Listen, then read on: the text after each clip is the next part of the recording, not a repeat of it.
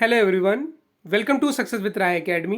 30 अगस्त 2021 के दैनिक जागरण के राष्ट्रीय संस्करण को आज की इस वीडियो में हम डिस्कस करेंगे। तो चलिए वीडियो को शुरू करते हैं। सबसे मेन हेडिंग जो दैनिक जागरण की आज की है वो है अमेरिकी सेना का काबुल में ड्रोन हमला। जो अभी एयरपोर्ट पर हमला हुआ था, अमेरिका की जो वापसी हो रही सैनिकों की, उसमें ये कहा जा सकता है कि अमेरिका के सैनिकों को निशाना बनाकर एक आत्मघाती हमला किया गया था। उसमें लगभग 11 अमेरिकी सैनिक मारे गए थे। उसका बदला लेते हुए अमेरिका ने ड्रोन हमला ये किया है काबुल में, और इसमें कई आतंकवादी मारे गए हैं। अमेरिका ने अफगानिस्तान में इस्लामिक स्टेट आतंकियों पर फिर ड्रोन हमला किया है। रविवार को किए गए इस हमले में अमेरिका ने विस्फोटक से लदे वाहन से जा रहे आत्मघाती हमलावरों को निशाना बनाया। आईएस का यह आत्मघाती दस्ता काबुल में अंतर्राष्ट्रीय हवाई अड्डे पर हमला करने जा रहा था, जहां अमेरिकी सैनिकों की निकासी का अभियान चल रहा था। इससे पहले हवाई अड्डे के पास एक रिहायशी इलाके पर रॉकेट से हमला करने की बात कही गई थी, जिसमें एक बच्चा मारा गया था, लेकिन बाद में यह अमेरिका की तरफ से किया गया ड्रोन हमला निकला। नेक्स्ट है कि युवाओं की क्षमता है भारत की शक्ति। अपने मन की बात कार्यक्रम में इन्होंने, प्रधानमंत्री मोदी ने, जो कल हमारा राष्ट्रीय खेल दिवस था 29 अगस्त, याद रखिएगा, जो राष्ट्रीय खेल दिवस होता है वो मेजर ध्यानचंद के जन्मदिन के अवसर पर मनाया जाता है, और मेजर ध्यानचंद के ही नाम पर अब भारत का सर्वश्रेष्ठ खेल पुरस्कार दिया जाएगा। अभी तक उसका नाम राजीव गांधी खेल रत्न पुरस्कार था, अब उसे मेजर ध्यानचंद खेल रत्न पुरस्कार से जाना जाएगा। आत्मनिर्भर भारत के निर्माण और स्वतंत्रता के अमृत महोत्सव को लेकर चल रही व्यापक तैयारियों के बीच प्रधानमंत्री नरेंद्र मोदी ने युवाओं में अपनी आशाएं जोड़ दी हैं। ओलंपिक में भारतीय खिलाड़ियों के प्रदर्शन को उत्साहवर्धक करार देते हुए मन की बात कार्यक्रम में प्रधानमंत्री मोदी ने कहा, युवा बड़े बदलाव का संकेत देते हैं। उनका मन बदल चुका है। वे घिसी पिटी लाइन से हटकर काम करना चाहते हैं। वे सर्वश्रेष्ठ करना चाहते हैं और सर्वोत्तम तरीके से करना चाहते हैं। हाल ही में सरकार ने राजीव गांधी खेल रत्न अवार्ड का नाम बदलकर ध्यानचंद के नाम पर कर दिया है।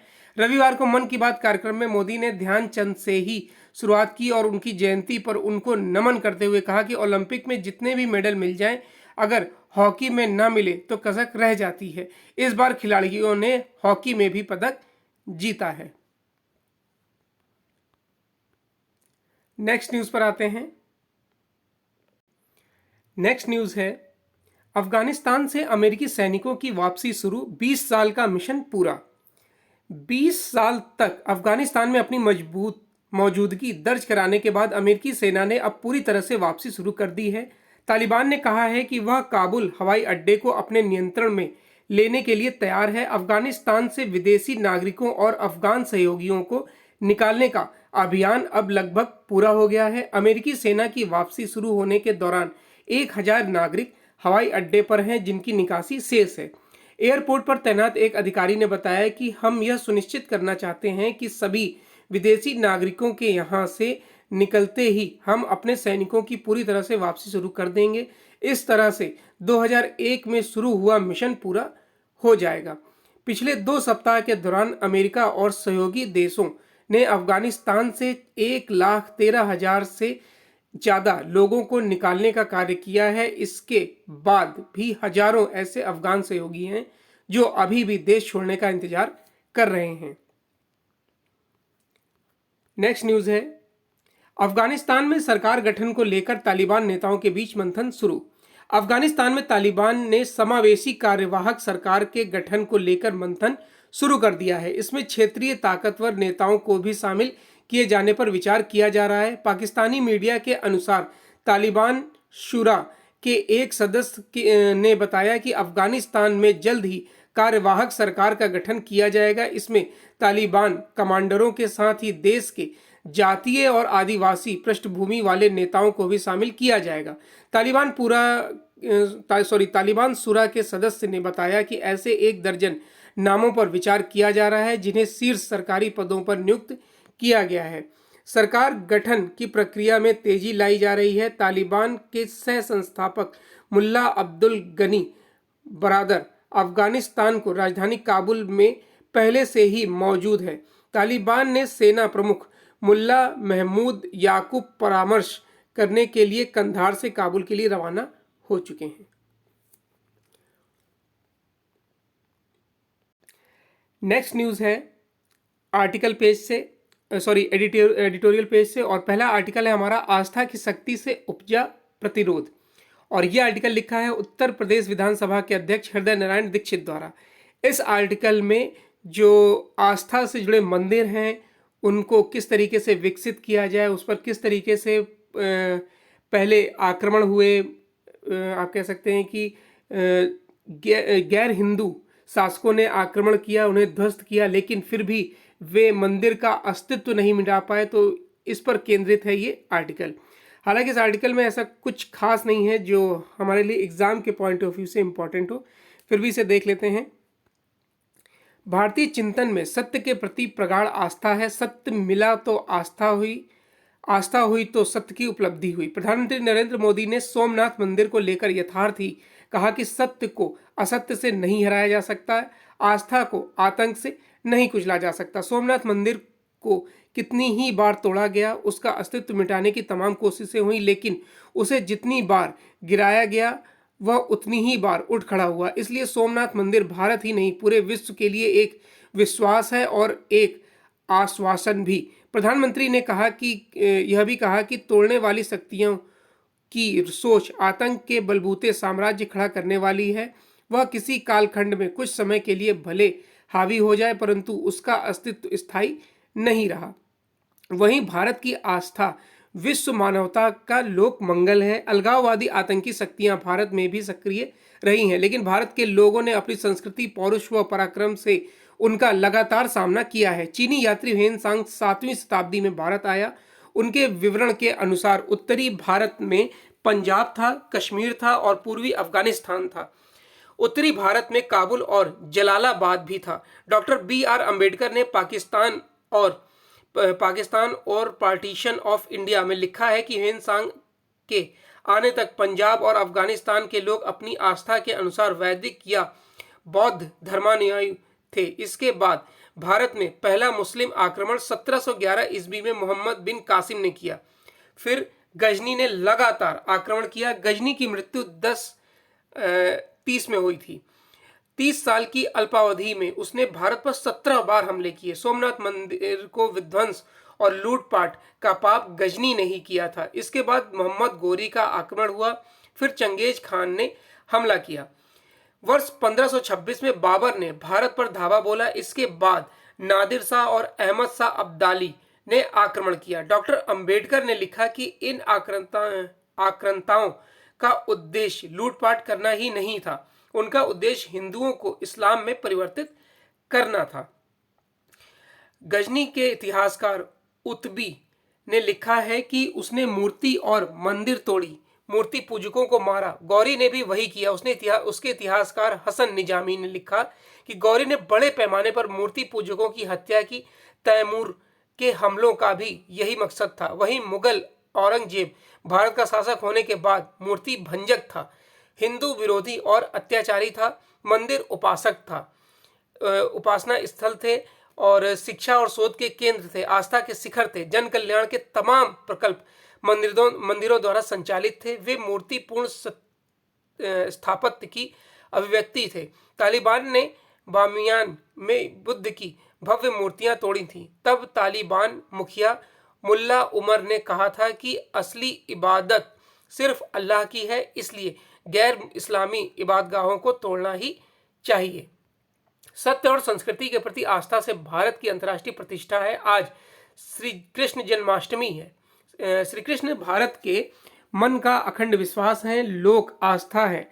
कथित प्रगतिशील वामपंथी विद्वान हैं और सामान्य सांसारिक व्यक्ति की भांति कर्म विश्वासी थे। उनका जन्म हुआ था, उन्होंने मानवीय चेतना की चरम ऊंचाई प्राप्त की थी। शिशु की तरह उनका खेलना भी आस्था का विषय बना।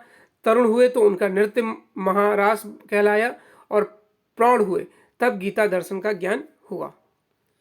नेक्स्ट आर्टिकल है व्यवहारिक बने हमारी अफगान नीति, और ये आर्टिकल लिखा है पूर्व राष्ट्रपति डॉक्टर एपीजे अब्दुल कलाम के सलाहकार रहे लेखक, कलाम सेंटर के सीईओ हैं। करीब 2 दशक के बाद अफगानिस्तान पर तालिबान फिर से काबिज हो गया है। यह वही कट्टरवादी ताकत है जिसने अपने पिछले दौर में ओसामा बिन लादेन को पनाह दी थी, भारतीय विमान अपहरणकर्ताओं का मध्यस्थ बना और बामियान में बुद्ध की प्रतिमा तोड़ी। तालिबान ने जिस रफ्तार से काबुल पर कब्जा जमाया और अपनी ताकत को दिखाया, उसका अनुमान किसी को भी नहीं था। अंतर्राष्ट्रीय पटल पर यह एक बहुत बड़ी घटना है जो भारत के दृष्टिकोण से और भी महत्वपूर्ण हो जाती है। इस घटना के बाद दुनिया में शांति प्रहरी के रूप में अमेरिका की छवि में भारी गिरावट आई है। अफगानिस्तान में 2 दशक तक चली लड़ाई में अमेरिका और उसके सहयोगियों ने करीब 70,000 सैनिक गंवाए हैं। माना जा रहा है कि अमेरिका ने इस लड़ाई पर लगभग 2 लाख करोड़ डॉलर खर्च किए हैं। यह मान लेना एक भूल होगी कि तालिबान की ताकत अब सीमित रहेगी। उसने उस अफगानिस्तान पर कब्जा जमाया है जहां अमेरिकी समर्थन से 2 दशकों तक सरकार चली है। वहां अब पहले से बेहतर इंफ्रास्ट्रक्चर है, अमेरिकी हथियारों समेत आधुनिक सैन्य बल है जो सीधे तालिबान की झोली में आ गया है। संभवतः अब अमेरिका और पश्चिमी देश वहां से दूर ही रहेंगे। वर्ष 1996 में जब तालिबान पहली बार सत्ता में आया था, तब पाकिस्तानी खुफिया एजेंसी आईएसआई और पाकिस्तानी सरकार उसे पैसा मुहैया कराने के साथ ही बढ़ावा भी दे रही थी। अब दुनिया और खास तौर पर भारत के लिए चिंता इस बात की को लेकर है और बढ़ गई है कि अफगानिस्तान में नया तालिबान शासन चीन की आर्थिक कठपुतली बनने की राह पर है। अगस्त के आरंभ में ही चीन ने स्पष्ट कर दिया था कि वह तालिबान को अफगानिस्तान के वैध शासक की मान्यता दे देगा। हाल ही में उसने बड़ी तेजी से अफगानिस्तान को लेकर अपनी आर्थिक दिलचस्पी बढ़ा दी है। हमें इस घटना से उत्पन्न व्यापक भू राजनीतिक परिस्थिति पर भी नजर रखनी होगी। अमेरिका अब इराक और अफगानिस्तान से जा चुका है, जबकि पाकिस्तान चीन के खेमे में चला गया है। अमेरिका को एशिया में एक मजबूत लोकतांत्रिक सहयोगी की जरूरत होगी। भारत ही उस कमी को पूरा कर सकता है। यूरोपीय देश अब भी कोविड-19 को लेकर उलझन में है। कुल मिलाकर देखें तो अगले कुछ वर्षों में दुनिया में कुछ बड़े बदलाव होंगे। अमेरिका और यूरोप की ताकत कम होगी, जबकि चीन और भारत जैसे प्रतिस्पर्धी एशियाई देशों का एक नया युग शुरू होगा। नेक्स्ट आर्टिकल जो है वो कांग्रेस के अंदर जो खींचातान मची हुई है छत्तीसगढ़ में, उसको लेकर है। इसे हम डिस्कस नहीं करेंगे। नेक्स्ट न्यूज़ पर आते हैं जो है बिजनेस पेज से। बिजनेस पेज में पहली न्यूज़ है कि बिजली क्षेत्र में कोयले की किल्लत बरकरार। पिछले 2 वर्षों के दौरान बिजली प्लांट में कोयले की आपूर्ति सुधारने की जो उम्मीद बंधी थी वह फिर हवा हो गई है। देश के 69 ताप बिजली घर जिसकी उत्पादन क्षमता 88,887 मेगावाट कोयले की कमी से जूझ रहे हैं। 6 प्लांट तो ऐसे हैं जहां कोयले का स्टॉक लगभग खत्म होने वाला है। हालात की गंभीरता को बिजली मंत्रालय भी भांप चुका है। शनिवार को बिजली सचिव की अध्यक्षता में एक महत्वपूर्ण बैठक हुई है। इसमें बिजली संयंत्रों में कोयले की स्थिति की निगरानी और उनकी आपूर्ति को बढ़ाने के उद्देश्य से एक कोर मैनेजमेंट टीम बनाने का फैसला किया गया। यह टीम हर हफ्ते हालात को देखते हुए फैसला करेगी। नेक्स्ट न्यूज़ है कि विवाद से विश्वास योजना के तहत भुगतान की समय सीमा बढ़ाई गई है। तो सबसे पहले हम ये जानते हैं कि जो स्कीम है विवाद से विश्वास योजना, ये क्या है। देखिए, विवाद से विश्वास स्कीम में टैक्स पेयर को आयकर अधिनियम के तहत किसी भी अपराध के लिए ब्याज, जुर्माना और मुकदमे के किसी भी कार्यवाही से छूट दी जाती है। अलग अलग विभागों से पेंडिंग टैक्स के मामलों को निपटाने के लिए सरकार ने 17 मार्च 2020 को विवाद से विश्वास स्कीम की शुरुआत की थी। तो ये आपको पता चल गया स्कीम कब शुरू हुई थी, 17 मार्च 2020 को।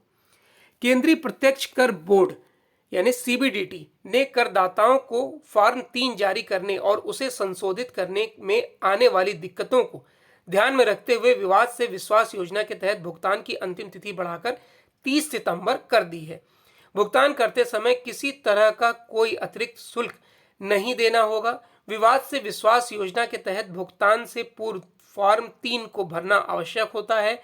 वित्त मंत्रालय ने जून में योजना के तहत भुगतान करने की समय सीमा 31 अगस्त तक बढ़ा दी है।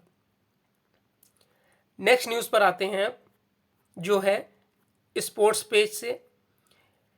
इसमें टोक्यो में मजबूत हौसलों से पैरा एथलीटों ने भरी उड़ान। आपको पहले ही न्यूज में बता दिया गया है कि किसने कौन से पदक जीते हैं। तो ये आज का 30 अगस्त 2021 का दैनिक जागरण का राष्ट्रीय संस्करण था। आई होप आपको वीडियो अच्छा लगा होगा। अगर वीडियो अच्छा लगा हो तो लाइक और शेयर कर दीजिएगा। वीडियो देखने के लिए धन्यवाद।